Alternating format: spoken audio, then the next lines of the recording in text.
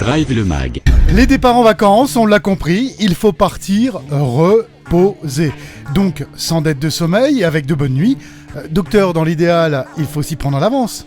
Idéalement, il faut l'anticiper. Vous avez tout à fait raison, il faut modifier son temps de sommeil dans l'absolu. Sauf que, à part à rêver, personne ne le fait en pratique.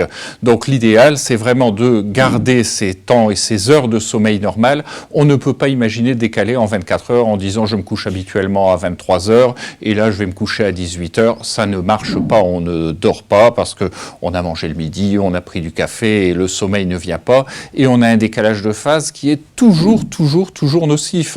Donc l'idéal, c'est vraiment de respecter ces horaires. Si on est plutôt un couche-tôt, on se couche tôt comme d'habitude et on part à l'heure où on se réveille habituellement. Si on est plutôt un couche-tard, eh bien on se couche tard et on part à l'heure où on se réveille de manière habituelle. Alors c'est un vœu pieux parce que effectivement, je sais que personne ne va faire ça parce qu'on a tous envie d'arriver très vite sur son lieu de vacances et d'arriver, mais c'est vraiment une question de survie, c'est fondamental de penser à pouvoir faire ce genre de choses.